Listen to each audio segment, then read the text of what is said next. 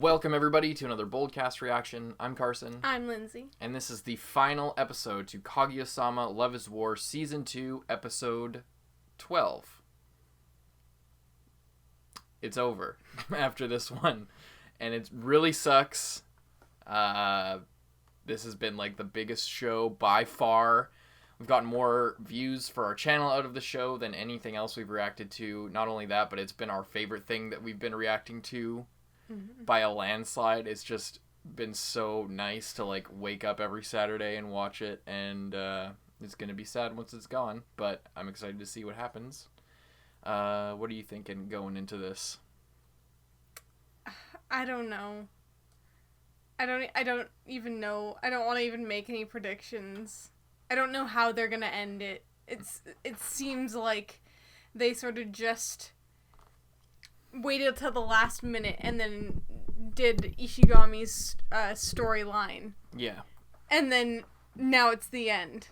And we don't get to look too much further into that, I suppose. I guess not, but I think they're gonna have a good well. I think they're gonna have a good ending though. I hope so. But I guess we'll see what happens next. Yeah, is there anything else to say before we get into it? I don't think so. Hope you guys enjoy. Thank you guys for sticking with us over the course of this season. You know, we started out this season with like 0 subscribers, and now we're at 6,500, and it's come with its own challenges. We just got a copyright strike really recently, for those who aren't aware, for those who just watch our Kaguya videos. But yeah, it's been really fun, and it's been awesome, and this has been a great show to watch. Like, I don't know, you can get kind of not jaded, and this is only a fun thing to do. It's something that we enjoy. But there are times when it feels like we're editing more than we're like enjoying watching, especially me. But Lindsay, you do the thumbnails and handles like a lot of the channel stuff and the Patreon stuff, and like, you know, it sometimes it feels like we're doing more of that than like actually watching stuff. But then we sit down and watch Kaguya at the end of the week, and it just all seems kind of worth it because you guys really like tuning in and seeing our reactions and our discussions to it. And yeah, it's just been fun all around. This show has been a real like palate cleanser throughout the week, if the week's been hard. But so I guess I hope you guys enjoy, or we hope you guys enjoy this episode of Kaguya. And please subscribe to our backup channel. Yes. Where you have to keep remembering to say that, because we did get a copyright strike. All we need is 2 more, and then our channel's just gone. So if you like our content, want to see what we have next, Konosuba is coming. It's already up on Patreon. Yeah, it's going to be on Saturdays on our channel, sort of replacing Kaguya. A lot of you guys have recommended that, so yeah. Yeah, and there's a bunch of other new stuff as we turn over to the new season, where if you keep tabs on our community tab and our Patreon, Discord, Instagram, all our stuff, if you just pay attention to our announcements, we'll tell you the schedule as things roll out. But yeah, we started Konosuba. It's on our Patreon right now. You can go to the description, patreon.com/boldcast, see our early reactions to our new shows that we're going to be starting, exclusive reactions, which are going to be posted real soon. We recorded Angel Beats and ReZero OVAs will be rolling out over the next little bit, and we're going to be sitting down to watch a movie, which will be exclusive reactions to our $7 tier and up. A bunch of cool stuff to go check out at patreon.com/boldcast. Go check that out if you're interested. And obviously backup channel, Instagram, all that stuff. Check all that stuff out. All relevant links are in the description, but we're just going to get right into Kaguya-sama Love is War Season 2, Episode 12, the finale. Are you ready? No. Too bad. We're moving on. Let's go. Taking a picture of the school? The, like, angel thing.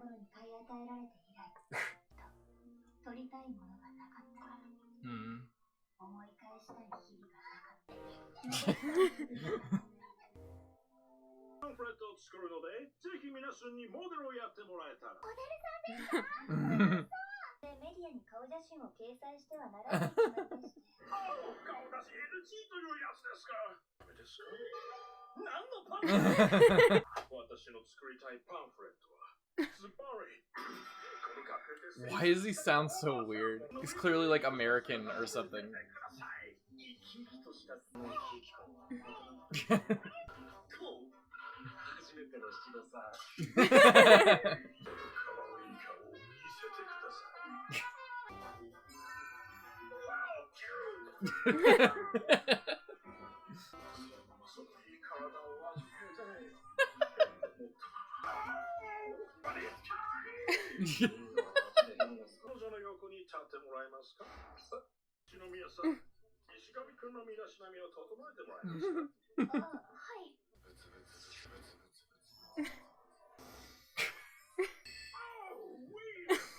What? Oh, he is French.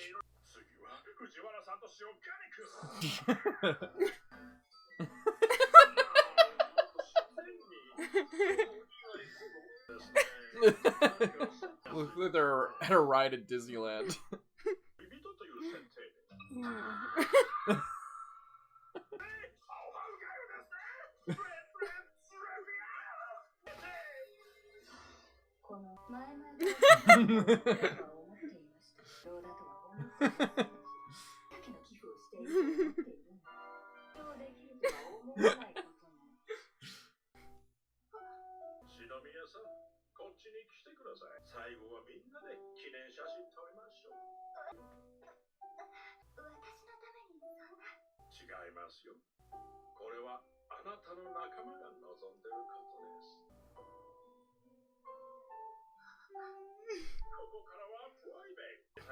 Crybabe.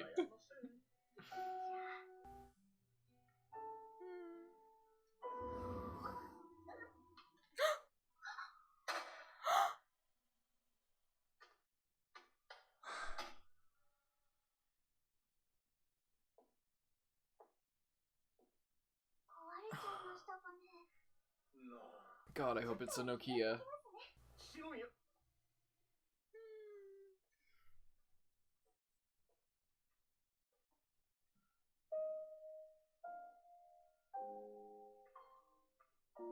That's so sad.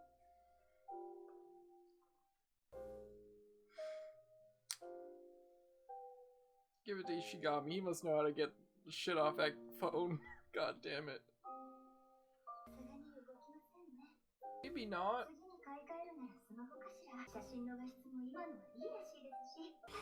All the old photos.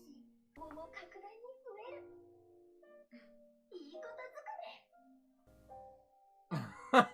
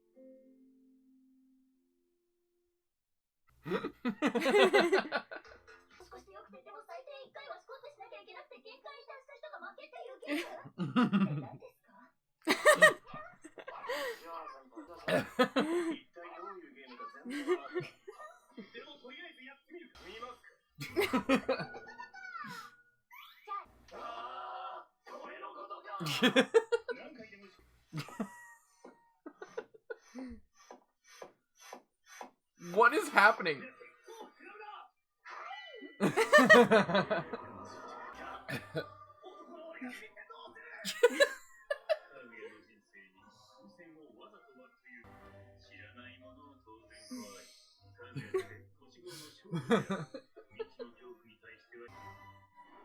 What?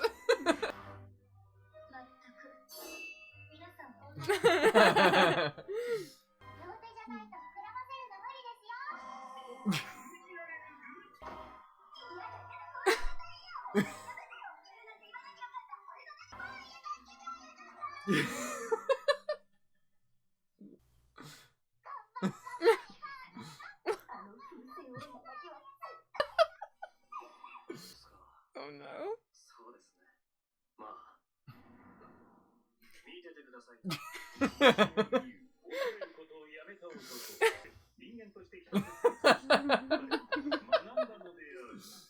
He's evolved. It's gonna explode on him.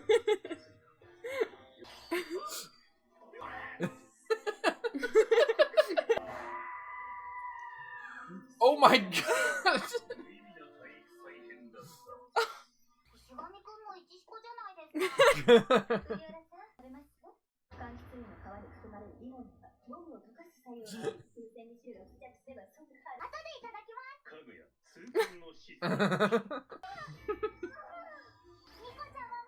How fucking big is this balloon? She's still going, oh my god.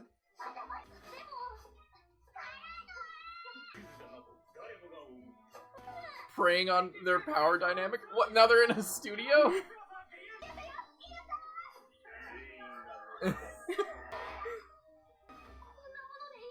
Just made it harder for yourselves. They just wanted to pop on her.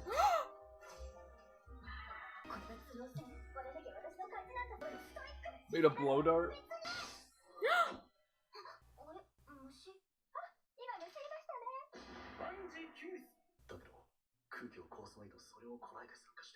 Is he gonna pop it? Just so she doesn't have to? Miyuki, 俺はろくでもない人間だ。お前たちに指図できることもない。たった一つだけ約束してほしいことが、愛する仲間、愛する女が困っていたら、何としても守ってやるのが男のためなら。He looks exactly like him. 何にも立ち向かう。そういう男になる。父の言葉を、息子は。次シロニアのべーCompletely ignored them.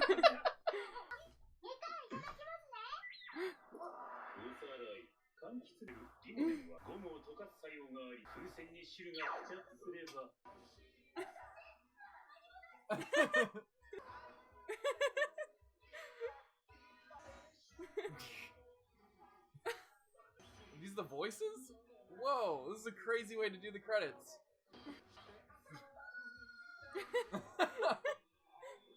All the moons. Broken.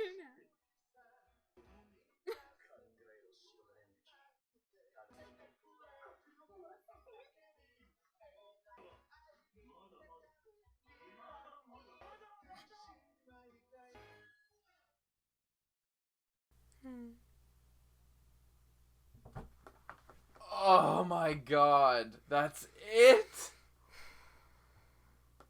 Oh my god, no! Oh. Seemed like 10 minutes long.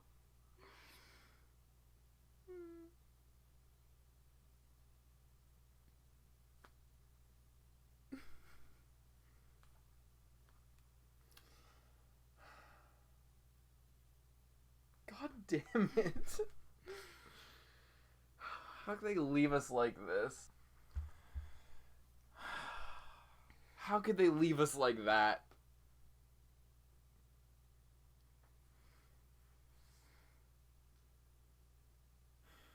That ending was pretty good, though, with all the characters flying around. Yeah, that was great. That was such a good way to do the credits. Oh, man. Oh, I am kind of upset that we didn't get, like, a Chika ending this time. Yeah. This season. I was waiting for it all season long. But I'm, at the same time, I liked this better than I would have, like, a Chika ending for the last ending. For the last one, yeah. Like, this ending was really good. What do you even say about that, man? That was so good. That was so sad when her phone broke and she lost all the pictures. Mm-hmm. That made me really sad. A little familiar for you. Mm-hmm. I don't even know what to say. Like, I actually don't even know what to say. I mean, what is there to say? There's nothing to say. It was They wrapped it up so well. I loved everyone during the balloon thing when it's like the sports arc was for nothing. Yeah. And then he runs away. And then they do that flashback of his dad. Of his dad just like, son, I can't teach you anything. I'm not a good There's person. only one thing that I want you to take carry with you carry for the with rest you, of yeah. your life. And then he just Protect your friends and protect the woman you love. And then it's like he remembered this advice And completely ignored it. That was really good. And then the fruit, the citrus. But what I want to know is how did they even get a balloon that big? It was for the sports festival, right? I guess, but I've never seen one that big before. I mean, they're super fucking rich. They could order, like, the school is super rich. They probably could have ordered one pretty easily. But man, I mean, yeah. What do you even? I mean, it's funny. Did we know that the principal was French before? I feel like we did because remember they had that whole French day. Yeah, I think we knew that before. Anyway, yeah, that was Yeah, what do you even say? What do you say about that episode? What do you say about this show? Like we've spent literally hours talking about it at this point, and like it's just incredible. Every episode has been fucking incredible this season. This is like the best fucking seasonal show I've ever watched. It's so rock solid every single time. You cannot fuck with this show. It just gets it. Ugh. I literally have nothing to say. That was so cute how he didn't make the group chat until she got a phone. Nice. Oh, actually, I did want to talk about that. That's something that I wanted to make a note about. You don't see, it's really like uncommon, I feel like, for a show, especially in anime, I found to like work in phones and social media in a way that like makes sense and isn't just like a weird plot device, you know? Like it's like in shows where they do work it in, it's like, oh, and they went to the backup and then found the cache files and that had this incriminating evidence, or like, oh, we use the GPS on their phone to blah blah blah.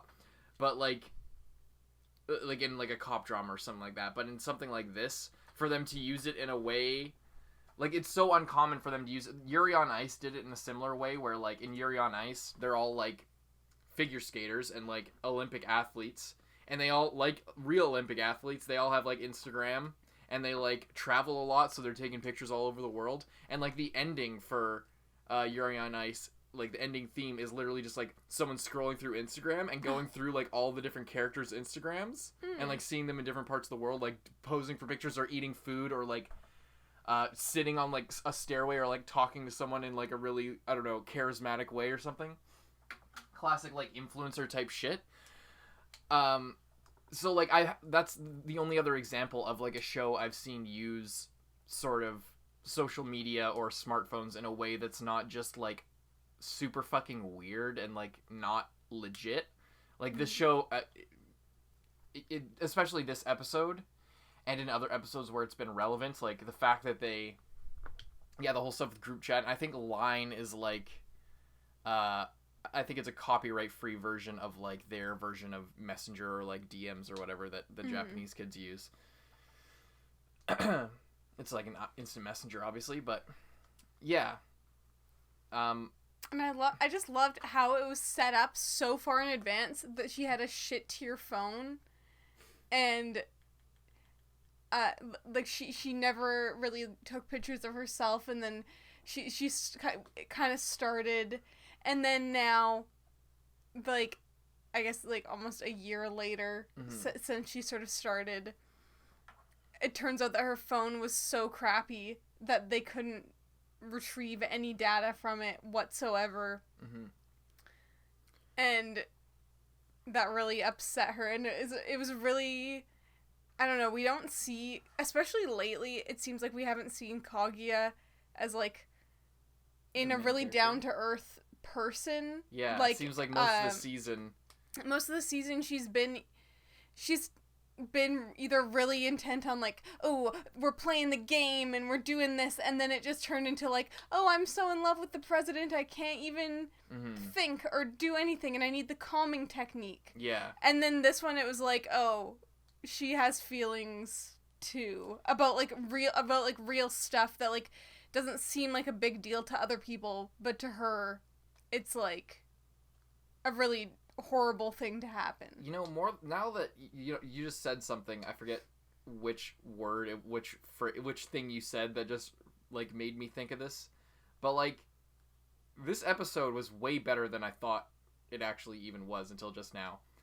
This whole episode and, like, the whole stuff, I guess it was when you were talking about the fact that they set it up so early. The cell phone and, like, her getting a new phone is literally a metaphor for her, like, accepting friends and really accepting, like, the student council. If you think about it, because, like, before she didn't have, I mean, she did the whole backstory of this episode. I just connected the dots in my head. Early on, she didn't have friends. She didn't have anything to take a picture of. She explained it herself. Then, as she gets, she learns more about what it's like to be in a group, have some friends, have a love interest, have a romance going on in her life, have some relationships and everything, something to take pictures, somebody to text. She gets a phone, and it's a flip phone, and it's kind of shitty. And she holds on to that, like, longer than she probably should have. It's kind of like how she's held on to, like, the whole season 1, like, I need to get him to confess. I need to all this stuff. And then that's kind of what the balloon symbolizes. Like, it gets so big, and then eventually it pops. And, like, everything else, all the other shit, it doesn't matter. What matters is this moment right now, and then it explodes, and then, yeah, like, and the phone, well, back to the phone thing, it, like, breaks, and she lost everything, and she basically is forced to, that, like, old way of being, that old, like, way that she used to interact with everybody, and interact with, Shirogane specifically, is broken, it's gone, like, you can't go back to that, and she's forced to, like, move forward, and that's kind of what this whole season's been about. It's like, you can have memories and have fond memories with each other. That's, like, what the pictures on the phone represent, and how they all, like, share this collective memory of the time that they've spent together.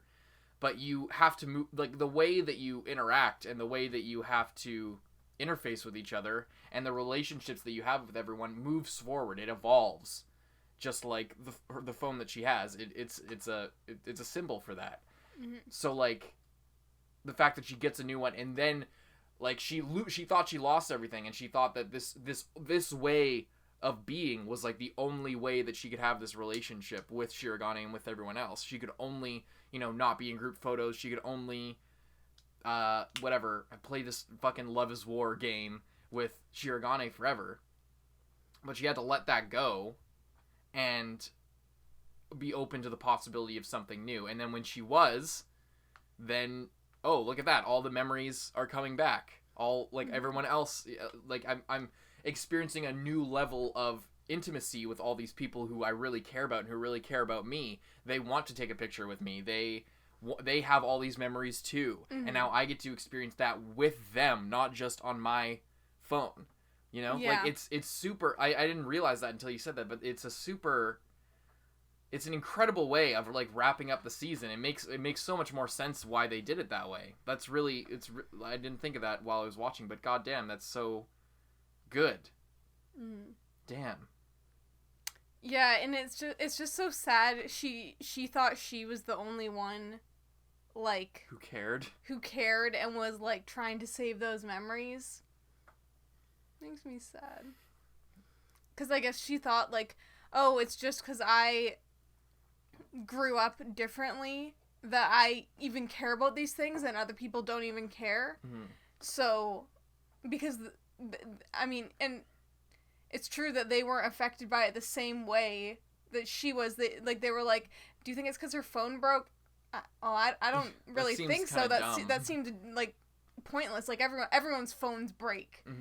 But especially her, because it was her first phone, and it was and it had all her memories, and she thought that none of them were taking pictures. Like, she was really surprised that they had, like, all the same pictures just from a different angle, basically. Yeah.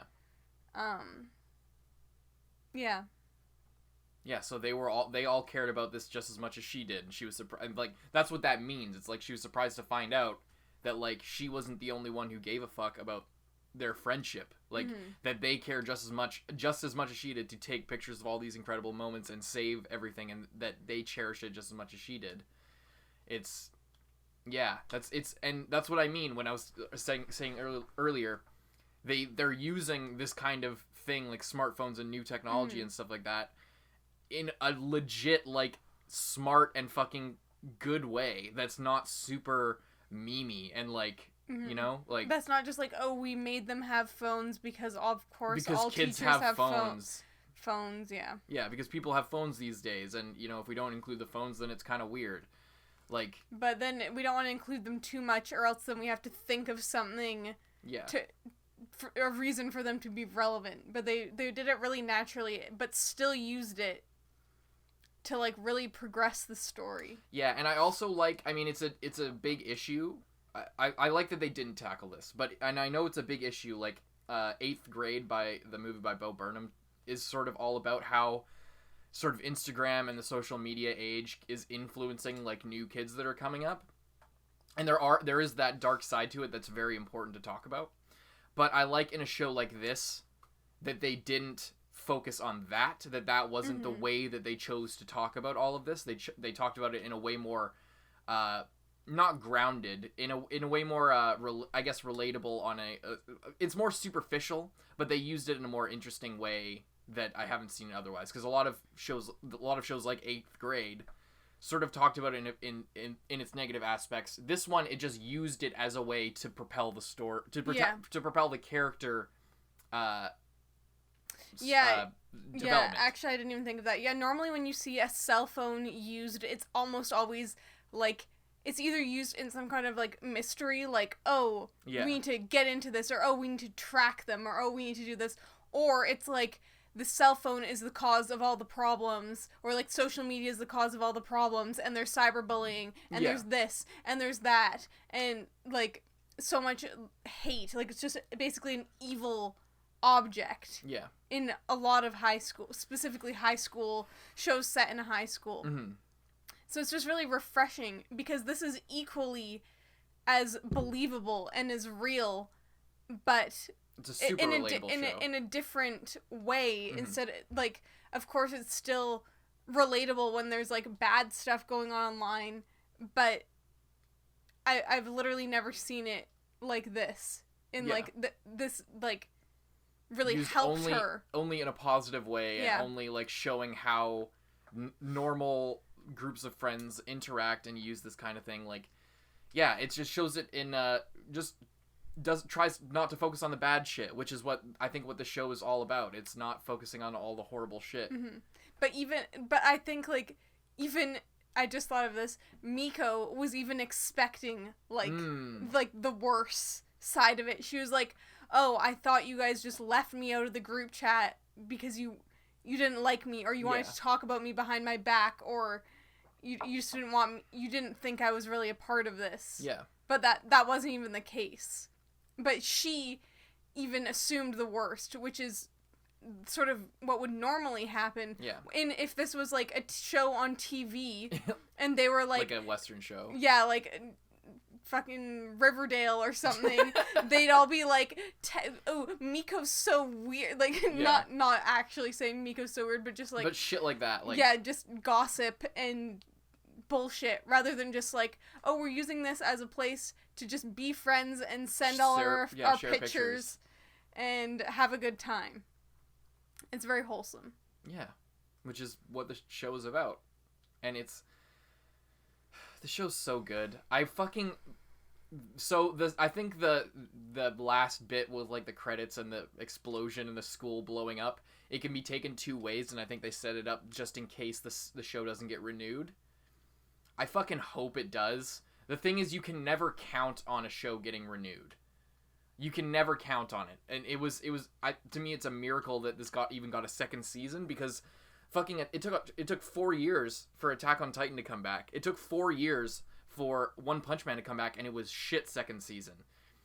It's super common for like incredible shows that are incredibly popular and are super influential to just never could be continued. Especially like a second season, like a third season. How many shows get a third season? Like just comedy shows, you know? Like I don't know. It's insane. Yeah, and it's been, how many years has it been? It's been 5 years since fucking Snafu. I think the last Snafu season 2 came out in 2015 or 14. You know? Like, it's crazy. Like, and now we're getting a third season 5-6 years later. Yeah. It might be years in the future that we get another Kaguya season. So I think that like the rubble and everything, the fight rages on, and it continues even after this and all this stuff. Like, it was both could be continued. Like, it said the word continue. That was the last thing that the narrator said. But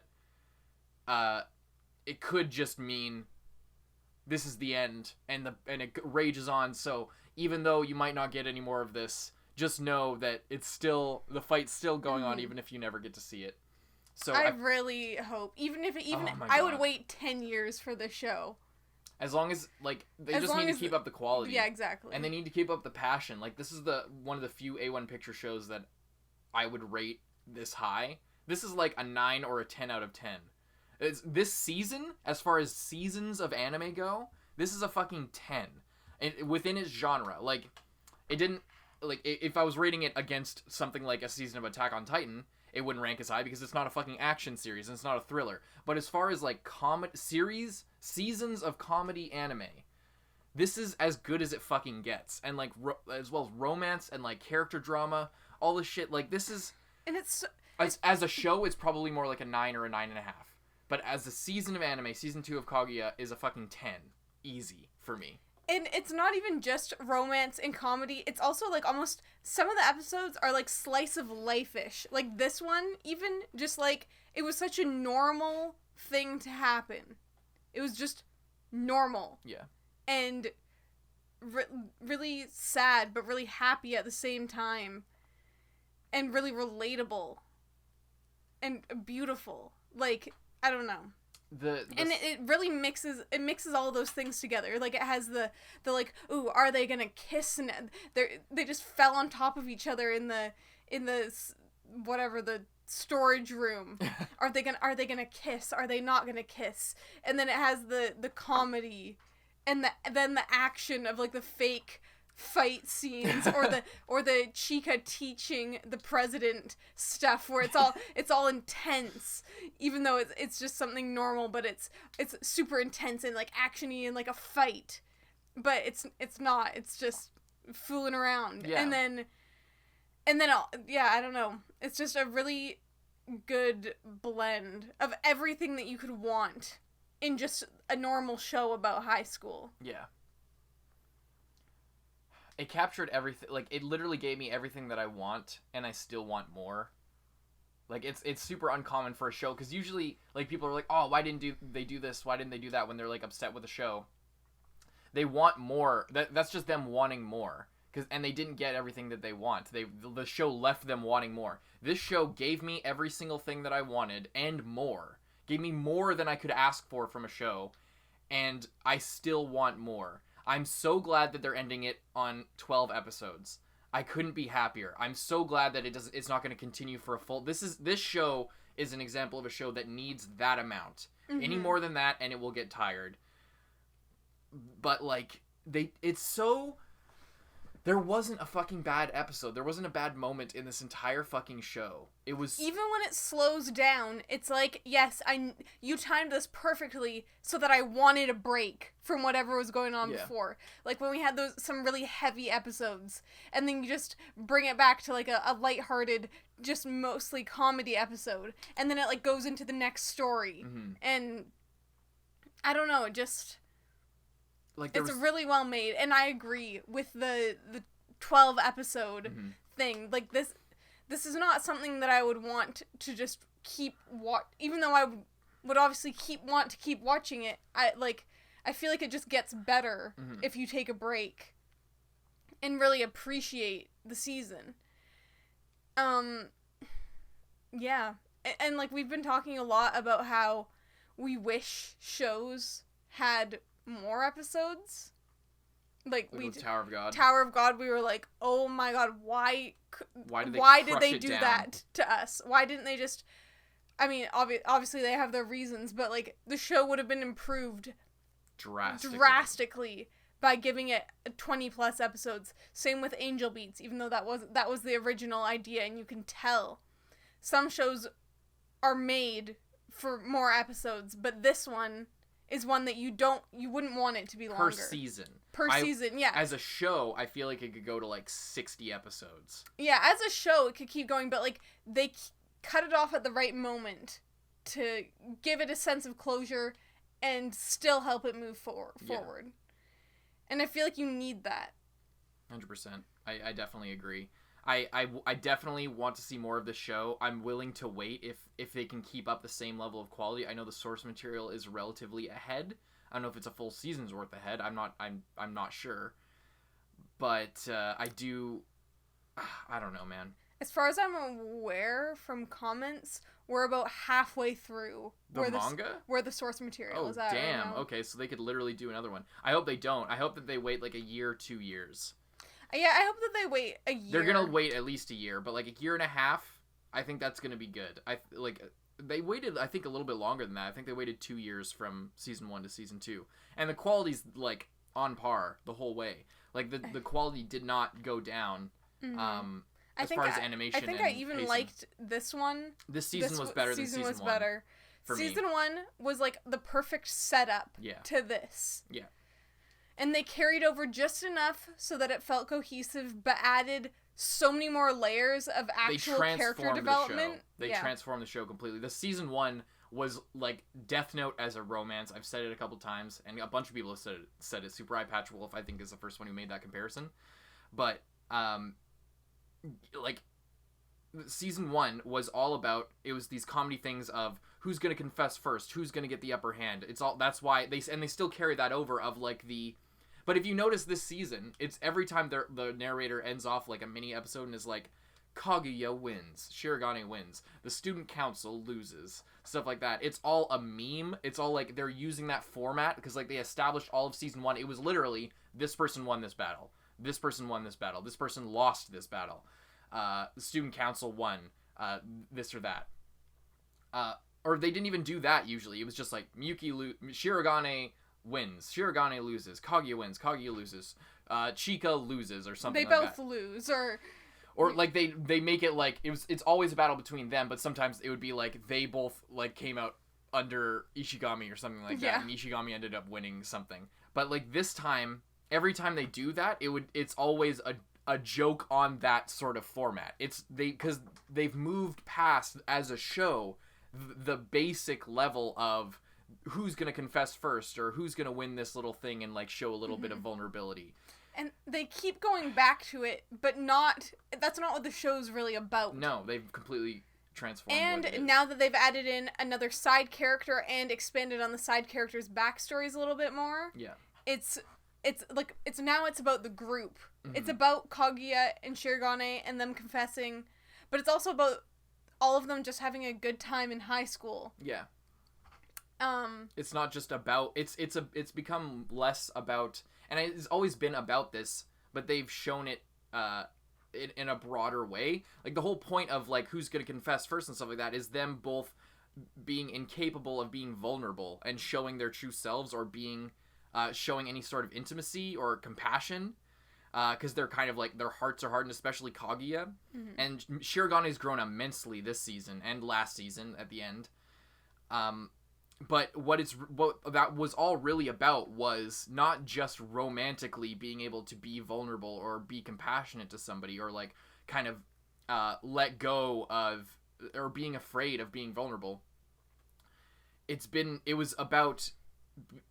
wasn't just about that romantically, it was about that as far as just enjoying yourself as a high schooler. Mm-hmm. And that's why Ishigami's story hits so close to home for a lot of people, and for me especially. Like, the reason why it works with the story and it wasn't such a huge divergence is because it's playing into that same idea that the show has been exploring since day one, but it's expanded upon that. It's only grown in scope in a way that doesn't like raise the stakes necessarily, but it expands what we think of that. And that's, Iino faces the same problem of like, she never felt like she got to have a really good childhood or have any kind of friends, because she was always like trying to be in the student council or whatever, like chasing this dream. Her parents were always gone, and she was fighting for a better world, but really she just wanted some friends and wanted some enjoyment, and like, you know, wanted a purpose in life and wanted things to be better. Like, so it was always about like enjoying your youth, and that's why like we talked about earlier, the metaphor of the cell phone is so potent and poignant for this, because that's literally what this is about. And the fact that it was wrapped up in this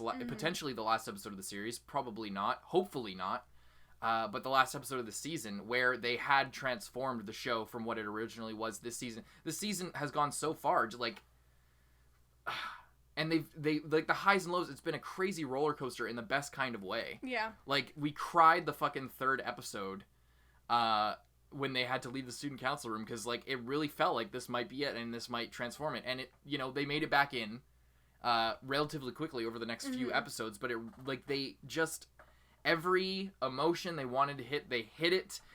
They had multiple times when they went into backstory or explaining things where things got like genuinely sad, but then the next episode it was the fucking underpants and shoujo episode, which was the funniest episode of the entire series by far. Yeah.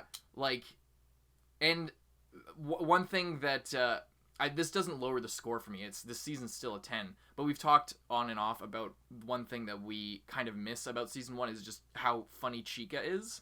Yeah. But then again, they also might have explored everything that they could with her. You know? I was just thinking about that. I was like, going into the season, Chika was my favorite character, and I wouldn't say that anymore. True. And I feel like that's just because we haven't got, like, now that we've gotten more backstories, we're really emotionally attached in, like, I relate to the troubles that you've gone through, and I'm sad because I've had a similar experience to what you're going through right now, and I, like, you know, it's more relatable, but we haven't had that, like, sad backstory. We've learned more and more about Chika's backstory throughout the time, but she doesn't have, like, a tragic story. And she hasn't had any, like, struggles. Like, she's never, like, come to one of them and be like, like, listen, whatever. I'm really depressed because fucking I failed my test and, like, I have a lot of pressure for my family. She's really worry-free, and I kind of hope, like, it's kind of nice to just have, like, a character who's happy and has a normal life, but it just sort of, I feel like it cheapens her character a little bit. I disagree. I disagree. I don't think every character needs to have a tragic backstory. I don't think everyone needs to have troubles. I think that it's perfectly fine for Chika to be the complete, and she's not just a comedy relief, she's like the mom friend who, like, and it's fine for her to not, at least this is my perspective, I'm completely fine with her not having any sort of troubles or backstory or anything like that. I think that she's been developed as much as she needs to be, and she does exactly what she's supposed to do. I would like to see some sort of development on her part, but as far as how the show can evolve, I don't think going back to Chika is necessarily the best way to do it. Unless they do the thing that I think, that my theory is that she's also in love with Shirogane. I don't want that. I just kind of want, I don't know, I guess a little bit more, like, I guess every time, even when she's, like, being the mom friend and helping out, It's in like a comedic way, and I guess just like a couple more moments of like genuine realness without it being a kind of a joke, you know? Well, we kind of had that. We kind of had that, but I just slightly more, and I feel like I would be more attached to the character and know she has like a genuinely kind heart. I think would really help. I feel like they did that. Okay. They did that in episode 3, where she was the first one to cry and feel sad about them leaving. That was true. And she's always been there she's been trying to help Kaguya and Shirogane get together. Mm-hmm. You know? I guess I just don't really relate to her. So I feel like less. I just feel like it's been a long time since she's been the focus.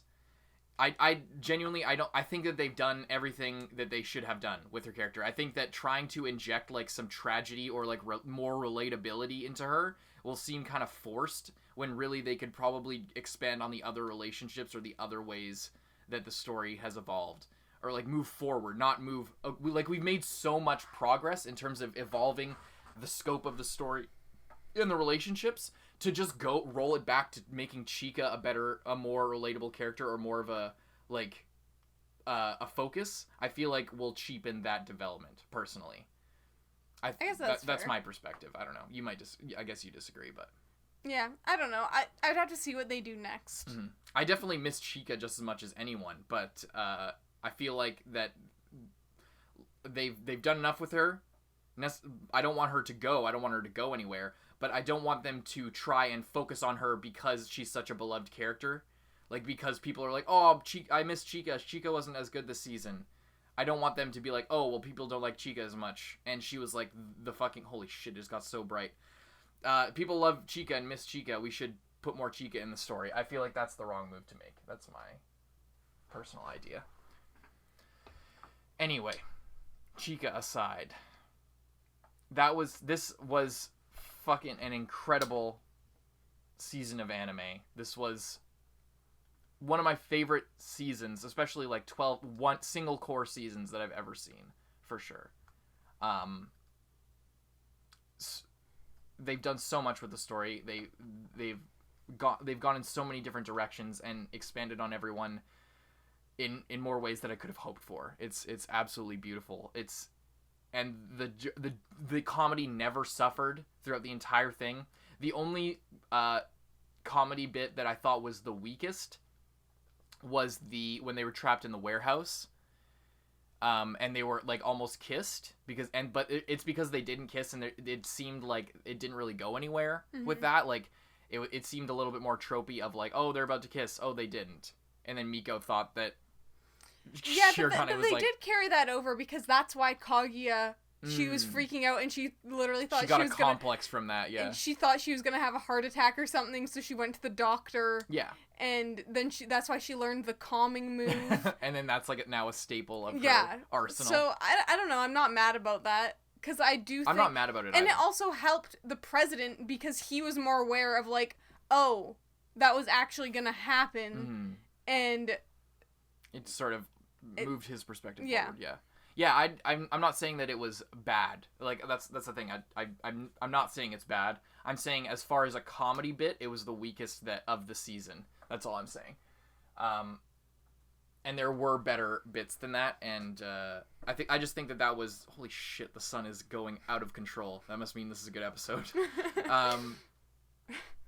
Yeah, that's all I'm saying. I was just thinking of like what's the one down point, and that's literally probably the only one. But even then, that's not enough to bring down my score. You know what I literally almost forgot about? When Hayasaka was trying to date the president. Oh yeah. And I only remembered that because she knew all about the cell phones. And when she's a tech geek. Yeah, she was talking about, like, the laptops and stuff before. And then they kind of brought that back, because I definitely forgot about that. I forgot about that too. Until she was like, oh, and then the newest cell phone, it has this, and it has this, and it has that, and it has all this crazy stuff. She's a total techie, yeah. That's funny. Yeah, I forgot about that detail. That's really good. I'm glad they brought that back too. And yeah, that's another like consistency in her character that, like, I don't know, it's just well done, I guess. Because when I think of like a techie person, I think of Ishigami. I don't think of necessarily Hayasaka, but I don't know. I don't have much more to say than that, I suppose, but it's... What an incredible ride this season has been. We started out, and it was... The introduction to the season was perfectly focusing on Hayasaka, and just, like, that first little bit of her, like, protecting Kaguya while she, like, gets herself together, and slowly introducing Miko and her friend, I keep forgetting her name. Yeah. And that whole the whole election arc, and just like this show made so much headway in a short 12 episodes. It had more romantic progression and plot progression than most shows have in like 30 fucking episodes. Mm-hmm. They've done so much with this season and with the time that they had, and it's I don't, apparently they cut a lot out. A lot of people in the comments have been saying that, but I think after seeing how everything wrapped up and not knowing specifically everything that they cut out, this, whatever they had to do to adapt to this season was for the better, in my opinion. I don't know what they had to cut out. I don't know how much it would have impacted. Apparently it was a lot of like inner monologue from Kaguya, which I think was worth it. I like, whatever they had to do, they did the right thing, because this is a fucking 10. Mm-hmm. So I hope that whatever they skipped over, they adapt in like an OVA or in a recap movie perhaps, or in just another season they just move it over. Yeah, I think some people have said that certain, I forget which one specifically, but certain like scenes were from, like, should have been in season 1, but they rearranged it and put them in season 2 instead. Yeah, so they know what they're doing. Yeah, and I think that they're actually taking care, and like thinking about, okay, what do we want to keep? What should just be moved? What is just gonna be gone forever? I got to do more research into who directed this and like who did all the planning really and the script writing. A lot of our issues with Tower of God is like what they chose to keep. Yeah. Without knowing the source material, but just going off of what people have said. They cut a lot that we feel like might have been useful. Like deepening character relationships, or like explaining lore that is like deepens our understanding. And we could get into that whole thing with Tower of God, but we already have a discussion on that up. But just, it's so nice to see it done the other way, of like, they cut things because of course they have no choice but to cut things. It's a different medium. You can't just take the book, for any book, regular books, chapter books, kids books, whatever, you can't just take it and just put it word for word, picture for picture, it's a different medium on a scene, on a screen. It doesn't work. It's a different art form, like. But everyone who's in charge of doing Kaguya just is on another level. They really know what they're doing, and the source material is on a level, first of all, but like they wouldn't be able to hit those beats properly. Like, comedy is a super difficult thing to do, no matter what the medium is, and adapting something as fucking, you need to be like laser focused with adapting like comedy, especially from two different mediums, because timing is everything. If you get the timing wrong, then the entire joke falls flat, and they didn't get a single fucking joke wrong. It's crazy. It's insane. Yeah, it's really impressive. Fucking, I'm calling it right now. Kaguya season 2 is the anime of the year. I don't even care. I haven't even seen that many anime this year, but I'm calling it.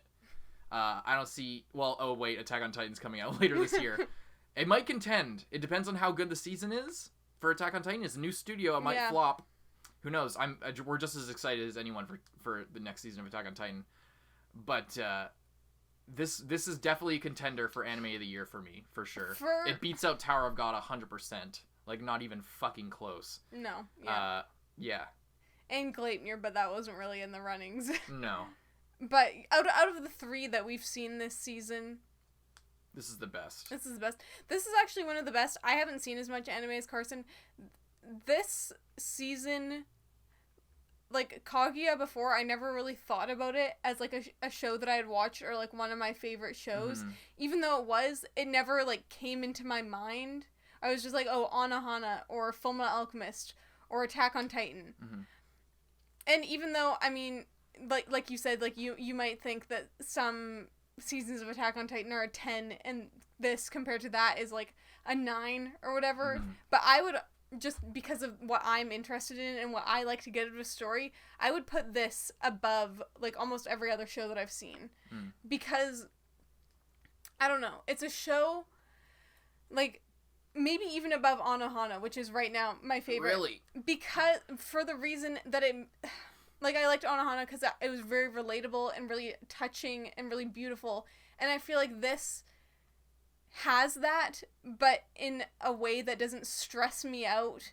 And it's, like, relaxing to watch, but you're still getting just as much development and content and personality and, like, those relatable moments. Like, even this episode was super relatable for me.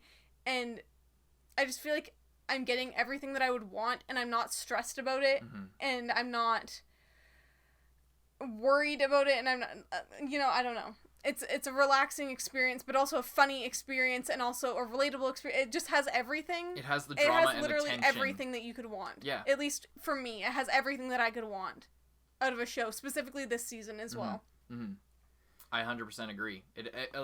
Well, I don't 100% agree because I do enjoy action from time to time, but unlike I think a lot of people, and I've talked about this a couple times, I don't enjoy action as much as most people because I see it purely as a way of telling of presenting a conflict. That's the way that I look at, like, action and fights and stuff like that. I don't look at it as, and it is especially in anime, it's a spectacle of animation when you see an incredibly well animated fight. It's a piece of art and it's visually in its own right. But as far as storytelling, in terms of what I look for in storytelling, I don't look for fights as far as this is how you tell a good story, is you need a good fight to tell a good story. Mm-hmm. And if a story doesn't have a good fight, it's not something against, like, this is not the way that I look at it, but it is how I feel like some people look at it. They're like, well, because it was missing action, I enjoy action, and even though the story was on point, it would have been better if there had been some more high tension and high octane moments punctuating those story beats. But I look at fights specifically as a way of presenting conflict, not in itself a necessary component of, like, what I would consider to be, like, one of my favorite stories. Something like, even like Attack on Titan or Berserk, they have fights, and fights are a big part of how they present their conflict. But that's not what I like about the story. I liked what the fights represent about the struggles between characters and the relationships involved. It's not about who can swing the sword the fucking strongest or fastest or hardest or whatever, or who can fly the fastest and cut a Titan's neck off or some shit. It's about how that's used to propel the story between characters and the plot. Mm-hmm. So when I say this story has everything that I want, that doesn't mean that I don't like fights or I don't like conflict being presented in that way. But I'm saying, as far as telling a character story, having comedy, having tension, having drama, this show has everything that I want out of a story. Mm-hmm. And it fucking nailed every aspect. Everything that it tried to do, it hit perfectly. Every joke landed. It was super well timed. Like, the mini episode format of this episode, of this show, we've talked about it before. That's, like, an incredible way of keeping everything snappy and tight, and giving yourself the freedom to end bits early if you feel like it won't make for a full episode. Rather than stretching it out for 20 fucking minutes, you make it a 5-minute thing and just add another bit to the show. Yeah, and they're so smart with that format, just from a writing perspective, and just as a show adapting something. I'm assuming that the original, like, the source material is also in that format. It's chapter. Yeah. Yeah, but, like, they section it off. They don't try and make it into a lot. Like, they don't try and be like, oh, and then 3 days later this happened. It's just like, this happened, this happened, this happened, and they're all, like, somewhat related, and there's callbacks to certain things, but they're not worried about keeping it super linear to the point where you can, like, tell how much time has passed. Yeah. Sometimes you can. And this season a little bit more, but still, yeah. Yeah, it's... Yeah, I mean, they could cut something out and it wouldn't have any effect because different time goes past between each thing that happens.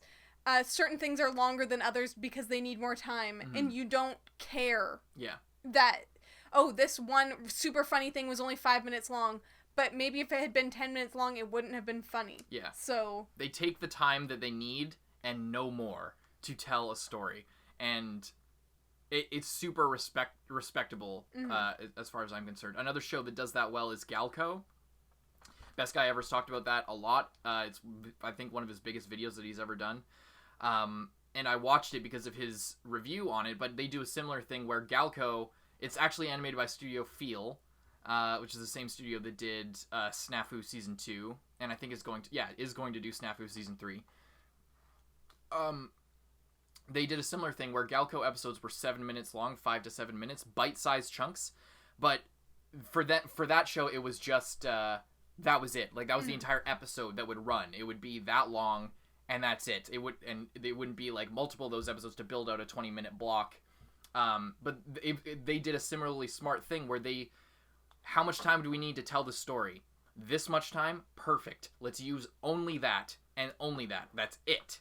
And let's not waste anybody's time, but we can still use that to build out a bigger story. And again, it is I congratulate the mangaka for writing this story, but it couldn't be adapted in this way if people who are making this clearly care about it, on every level of examination. Like, the animators clearly gave a shit. The character designers who adapted the designs from the manga clearly cared, and like it was very, very seldom that I saw any character that was drawn off model, or I could literally go on. I could keep going about how great the show is. And I think also someone said before that, like, they had pre-done the entire season. Yes. They weren't doing it week to week. They had, if the information that we have is correct, they took the time and got it ready ahead of time so that they wouldn't have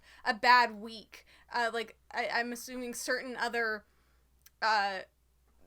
things this season, especially with the virus going around, I'm sure that the quality suffered because of that. And when you think about a show like Naruto, where there's like really awesome episodes, but for a few episodes before that, it's just garbage animation and garbage story. It's like a 15-minute recap on a 20-minute episode. Because I think they plan out arcs, and then like maybe for like the Sasuke versus Orochimaru fight or shit like that, or like Rock Lee versus Gaara, they like plan that out. They plan out everything so they know where they need to get for that like little block of episodes where there's that crazy fight. The fight animators start making that while everyone else does week-to-week episodes leading up to that. Mm-hmm. But with this one, like you said, like I said, they just actually cared enough to like make sure everything was good before like they had a finished product, and like, you know, I guess just put the time into it. And even though and the money, exactly, they care enough to be like, okay, we're gonna make the most high quality product that we can, and it's gonna pay off, and I think it did. Yeah. It paid off artistically, and it paid off. I'm sure it will pay off financially. Like, by far, this is the biggest episode or the biggest show this season.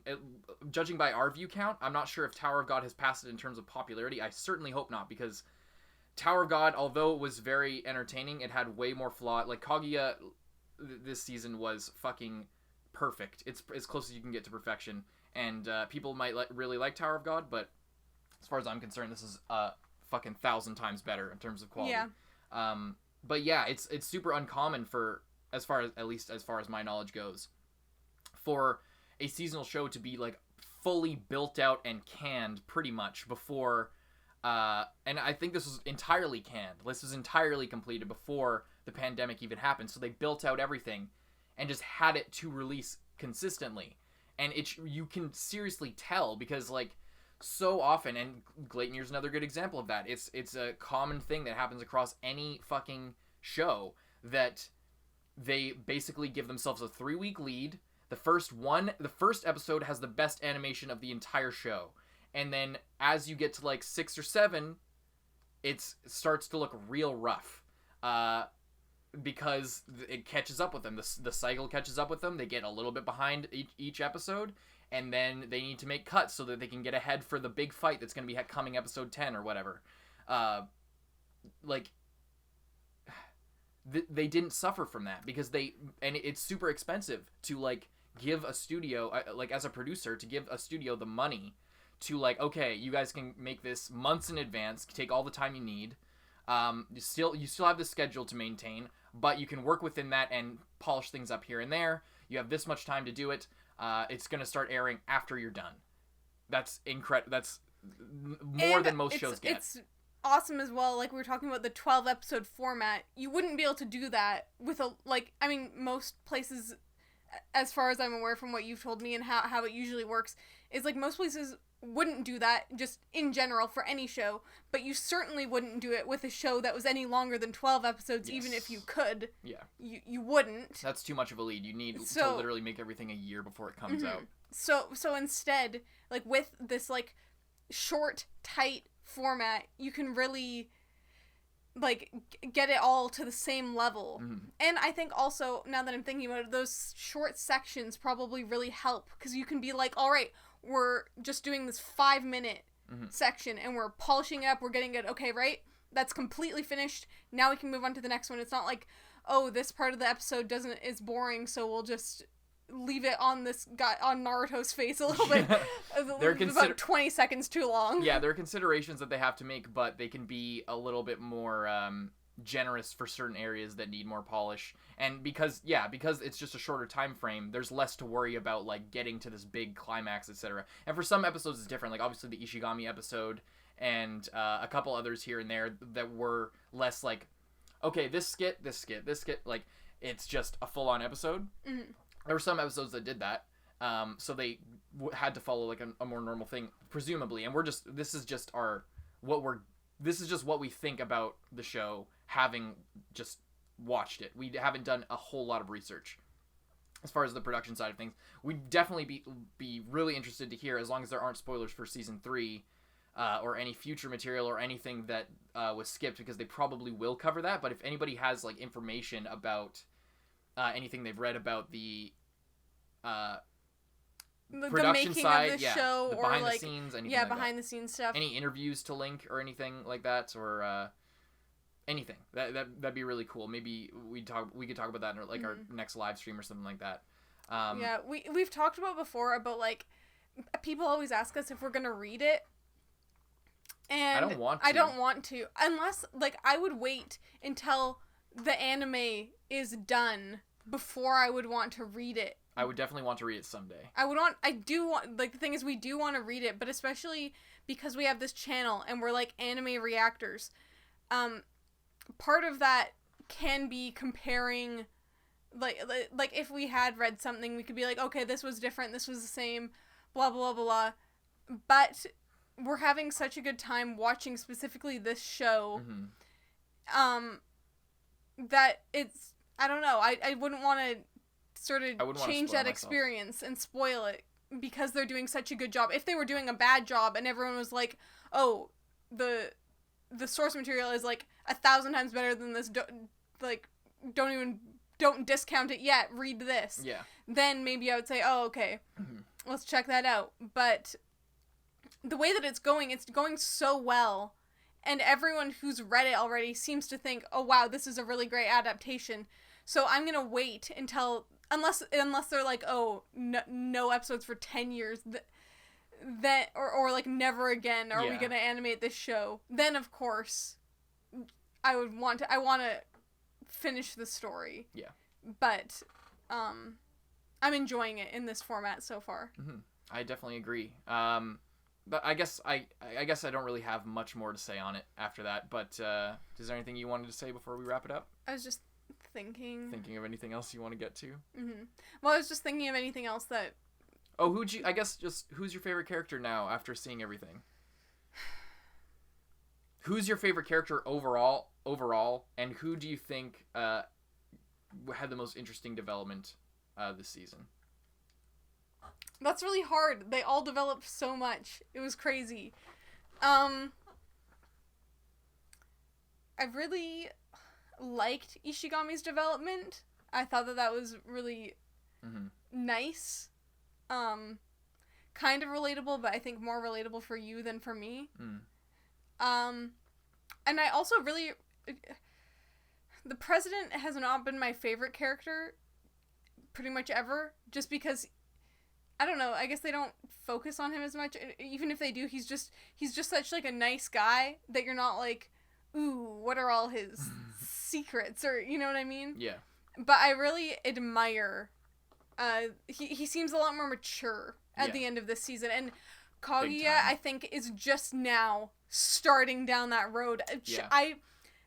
Just this last episode, I really related to her, and I really, like, right now, she might be my favorite character, just based on, like, where we are right now in the story. And that wouldn't have been the case, because I was honestly getting annoyed with her for most of this season. I was just like, can you just grow up? Even though you're in high school, and I understand you're still basically a child, but, like, it's not really... Especially when she was in the infirmary after Shirogane got the student council presidentship back. She's like, why isn't he here? Why isn't he talking to me? And she's like freaking out, and then he comes there, and then she's just like, oh, I guess it's okay. And it's like, fucking grow up already. Like, but in a way that, like, not obviously... Yeah, I don't know. Yeah, like they all have childish parts of them. Exactly. But it just seemed like everyone else was progressing and she wasn't until this last episode, which I think was honestly for the best. Yeah, and I think that's the metaphor of the phone. Like, I think that was intentional. Like, judging by that metaphor and like how it was all set up, it was clear, and how she's been all season. It was definitely set up for her to have a big development this episode. She was kind of lagging behind everyone else, which made her seem even more childish. Yeah. Especially after the president, like, had some real maturity going on this season. Like, it was barely a game to him anymore. He fully accepted that he had feelings for her. And was still was kind of going along with it, but at the same time, he was like, I seriously just want to know, like, are you okay? Yeah. Like, what's going on? And she wasn't ready for that yet. Which made her seem even more childish. Like because when they had that fight scene or whatever, a fighting game. Whatever. Yeah. It was like, he's seriously concerned and like, do you want to talk? Like, can you just tell me what's wrong? Can you like talk to me? I care about you. We're both in the student council. We both work together. Like, and we're friends. Can we just like stop being dumb for 1 second? And can you please just talk to me? And she's like, and obviously like the whole heart condition thing. Is a big deal for her, and she actually does have a heart condition, I guess, or like trouble with her heart and family. Yeah. So it's not like trivial, but it's still like childish because it's based in like you can't talk to him because you're so childish, and it's not her fault necessarily, but it does. It was a little bit aggravating. Yeah. But now you can see, she's actually making progress. So. Yeah, I really appreciate what they do with the characters in the show. One thing that I would really love for next season, how about you talk about whose development you liked the best? Or I definitely liked Ishigami's development, as like obviously Miko's introduction was really good, and I feel like she has potential to add a lot more to the student council.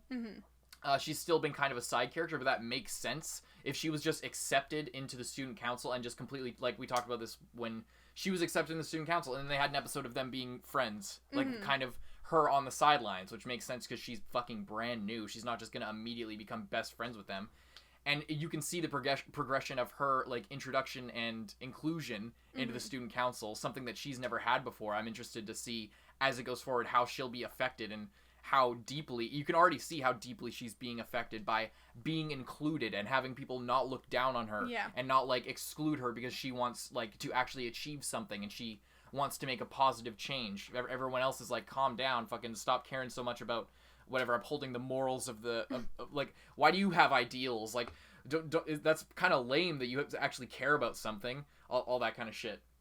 For once to see her not to see how she's adjusting to not being ridiculed for her beliefs, and it's really nice to see.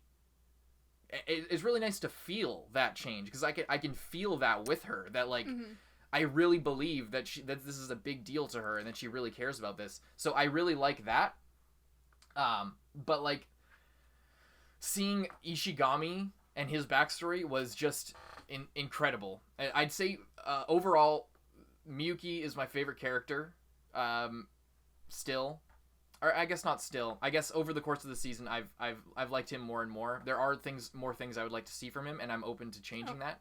Oh, recording limit again. There are more things I'd like to see from him in the future.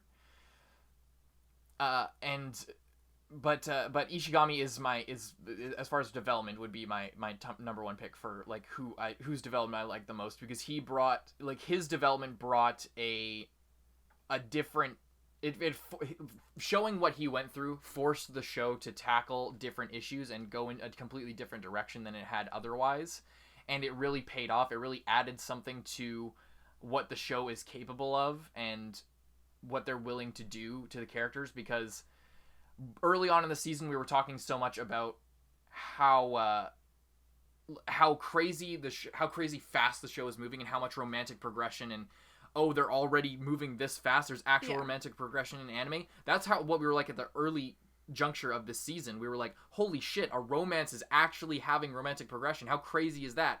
And that was just the tip of the iceberg. And showing Ishigami's backstory and Miko's and everything that's led up to it, it really showed just how much further the show was willing to go. And it did it in a way that wasn't like grasping at straws, trying to stay relevant or show something interesting. It actually had something cool to say and something interesting to present. And I think that was the big strength with showing Ishigami's backstory. And and I think because of what it brought to the show, that's why I think Ishigami's development was the most substantial and the most impactful for me. But I'd say still Shirogane would be my favorite character, because I'm not entirely sure why. Maybe Miko, but I'd say Shirogane. I can't quite explain why. I thought of something while you're talking about Miko and her sort of development, and I think I just forgot it. I was talking about how she was excluded and... and I remember you really didn't like her for a second there when she had her little, what would you even call that? Her little, like, fan fiction of herself. Oh, yeah. Going into the student council. But I feel like now she's less crazy about all her rules and her stuff, because she doesn't have anything to fight against, because no one's fighting her. Yeah. And I feel like that's part of her development, is learning that it doesn't have to be Fight. Yeah. She went into it thinking that she was going to be the crusader. She was gonna bring righteousness, but she's also gonna be the savior of the people, and they're gonna love her. But it turns out that she doesn't have to do any of that. She can just be herself. Yeah. And she can have friends. She doesn't have to earn their love or like earn anybody's admiration or respect. Like, I think that it shows how deeply she's written, because that probably comes from her parents, like, and their jobs and the fact that they never paid attention. So she felt like she needed to achieve this big thing in order to get their attention. Mm-hmm. And everyone's probably like, oh, your parents are such great people. Yeah. Your parents do so much. So much to live up to. And even if people don't directly say that, I'm sure she would get that vibe just throughout her life. So I thought that was, and I just thought of that. Like, it's just really interesting how it seems like if you weren't paying attention, it could be seen as almost a plot hole, that she just suddenly wasn't all about haircuts and shoes or outfits or whatever, like she wasn't all about that. Yeah. But she's still a little bit about that, and like she keeps trying to confiscate Ishigami's little, I don't even know what it is. It's almost like a switch. Yeah, it's a switch, basically. She keeps trying to confiscate that, but it's more of a joke at this point. She's not actually mad. Yeah, and I just feel like they just sort of subtly did that. They subtly just made her a normal person, and I really appreciate that. Yeah. Anyway, what I was thinking of, what we could talk about just at sort of our last thing, what we think is, or what we would like out of next season, should they have it. I would really like... Damn. One thing that I would really like that they sort of hinted at throughout is the Miko and Ishigami relationship. Not necessarily romantically, but just they're still on, like, literally just in that photo where they had to take a picture together. They were both just, like, angry, and there was, like, the blue cloud above them. Yeah, I don't know how it will progress or, like, what their relationship will look like as they get to know each other better, or as they are more, like, upfront with each other. And I don't want to know, but I would be interested to see how that relationship develops and what that looks like when they're not just completely annoyed by each other constantly or feigning annoyance. And I think that did the principal even just be like, oh yeah, you guys like helped each other, but like he kind of said that. I guess in like a way he was like, oh, it's so perfect that you two are like in this picture, because he like knows the backstory, which is kind of interesting, and neither of them know that they helped each other. So I'm just looking forward to, I'm sure that I'm sure they're not just gonna sweep that under the rug. It's probably not gonna happen immediately, but I'm hoping maybe in next season they'll at least stop pretending to hate each other, or it will turn into more of a joke that they're pretending to hate each other, not like, they'll be like, oh, I hate you, like, you know what I mean? Yeah. Like, it's just gonna be interesting to see a dynamic sort of arise between them. I'd like to see that. I'd like to see some more romantic progression between Kaguya and Shirogane. As far as, like, where I want that to go, I don't entirely know. I don't know if I actually even want them to get together, you know? I suppose I want them to be happy at the end, I guess, but I feel like the show is capable of going in a bunch of different ways, so I don't want to say, like, oh, I want them to finally to confess their love and get together. It feels like we're kind of past that at this point, you know? I feel like maybe their relationship won't actually come to fruition, and they'll just realize, maybe they'll grow to a place where they don't really like each other as much, and they're just sort of like, they realize maybe we're not the right people for each other, or maybe maybe another character gets introduced and that shakes things up in an interesting way, or something, or I don't know, something crazy happens, you know? I'd like them to be together, and I want them to be happy, and I want there to be some sort of conclusion as far as that goes, but as far as where I want the show to go, I don't think I feel comfortable saying any specific direction, because the show has surprised us in how far it's been willing to go so far. So I don't know. Whether they get together or don't, or I know that it'll go somewhere, and I'm excited about that, basically. Yeah. So that's where I am with the show. I can't wait for next season, but I'm willing to wait for next season. Yeah, exactly. Yeah. Alrighty. Anything else you want to say before we close out? I guess not, but, well, I guess we can talk about just shows that are upcoming. If you're still watching, maybe if you just found our channel or you haven't seen our updates, our sort of next season is going to be, Demon Slayer, Konosuba, ReZero Season 2. And Naruto's gonna continue. And Charlotte. That was, voted on in our Patreon, and that won the vote, so Charlotte. Yes, and more stuff to come, perhaps. We got more stuff on our Patreon coming, more OVAs, more movie reactions that are going to be coming soon, and early stuff. You can go check that out. You can already see Konosuba episode 7, our first reaction. We watched the first 6 episodes before starting our reaction channel, so we're starting on episode 7 for our reaction. You can see that on Patreon right now if you go to patreon.com/boldcast. And you can see a bunch of other stuff. We're a week ahead on Patreon, and on our higher tiers, we're going to have more exclusive stuff coming. On Monday, we're having an exclusive Patreon live stream, so if you want to join and be a patron this weekend, you can see our patron exclusive live stream. That's $5 and up for all of the tiers of $5 or up. Or you could check out the $2 tier and join our Discord and stay tuned for polls that are going to come in the future, as well as seeing uncut OP reactions as they come out. But hope you check out our Patreon and check out our backup channel.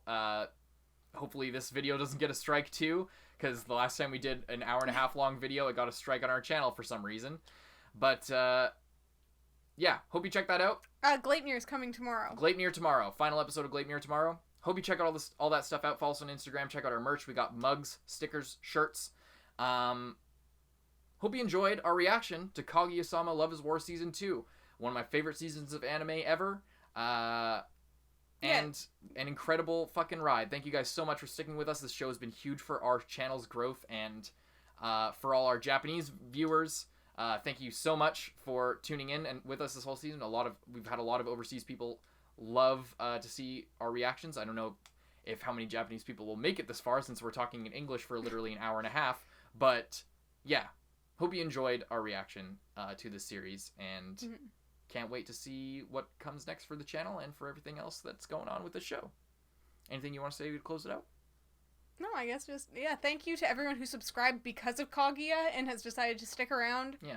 We really, really appreciate that. And, for anyone who made it this far and isn't subscribed, we would really appreciate it if you were. If you watch like an hour and a half of us talking, then we must be somewhat entertaining. Yeah. Yeah. Thank you guys so much. We'll see you in the next one. I'm Carson. I'm Lindsay. Bye-bye. Thank you so much to all of our patrons, especially those in the Student Council: Zenge, Rising 80, Catherine, John Ortega, Nicholas Teo, Iwan Polgar, Lewis, and Vivsi. Thank you guys so much, and we'll see you in the next one.